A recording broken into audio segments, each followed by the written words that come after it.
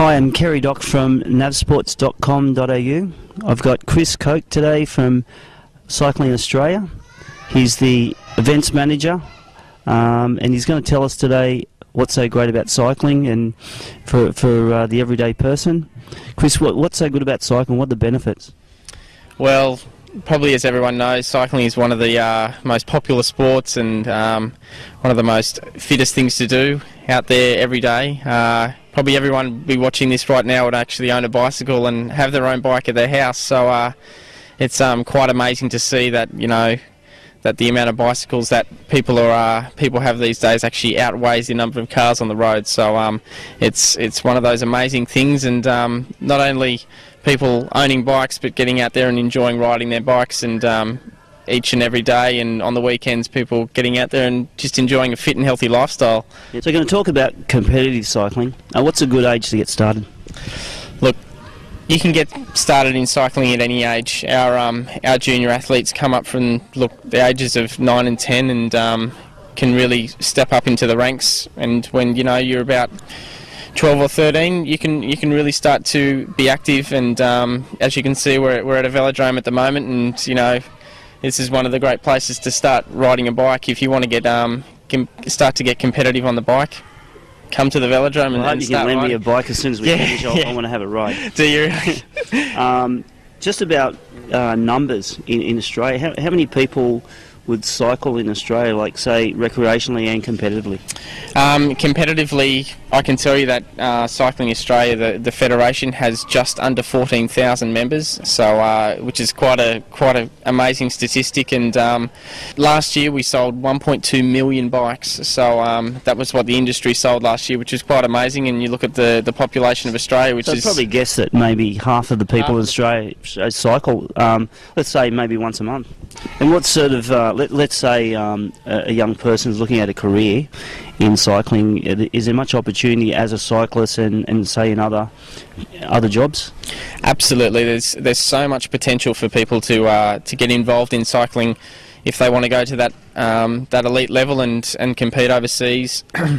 We've got our state academies and our state institutes in every state and capital territory, and we also have people that you can call through our federation, and also the state federations as well. So could you give us, do you have a website and a phone number for any visitors to navsports.com.au that want to ring about cycling? Absolutely. Our federation's website address is www.cycling.org.au, and our phone number is Sydney 02 9644 3002, and that website there will then give you links to all of the other state federations throughout Australia, and you can get in touch with your local state federations and also the local clubs that are throughout Australia as well. And talking about clubs, there's probably over 200 active cycling clubs throughout Australia, and all of those clubs have their own participants and have their own events and run those on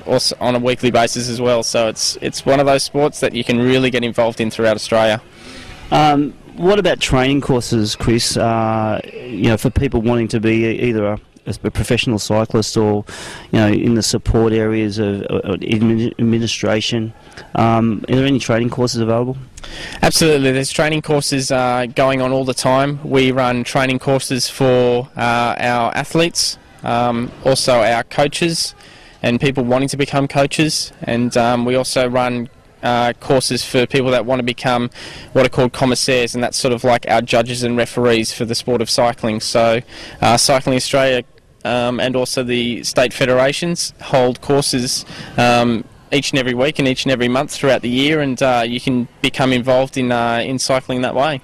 Okay, and what on average would it cost? Let's say I wanted to cycle, or let's say a young person wanted to cycle, and we just want to start off and maybe get into a few proper competitions. How much would we need to budget for a year? Well, the average person probably wanting to get out there, as as everyone knows, cycling is one of those sports where you do have to put out a bit of money to start off with.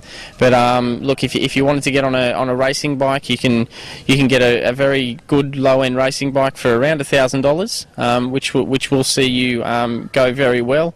If you wanted to also start off in BMX or in mountain biking as well, which Cycling Australia look after, you can buy bikes, under $1,000. So if you wanted to budget yourself throughout the year, leave yourself, about $1,000 and a couple of $100 here and there, and you can really go well in your sport. And then obviously progressing up through the ranks, going through the years, you can upgrade things here and there, and just see yourself improving in cycling itself. So, what about events? How many events? You being the event organizer, you've probably got a pretty good view on this. But how many cycling events could the average person go in a year, one season?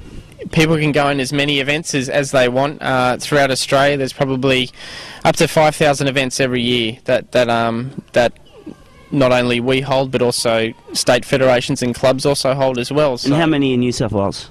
New South Wales, we probably have about 200 or 300 events per year, and that's only events that we actually run with our state federation. Clubs also run their own events on the weekend, and we could be looking into thousands of events in New South Wales. So you could ride? Would you ride any more than one event a week?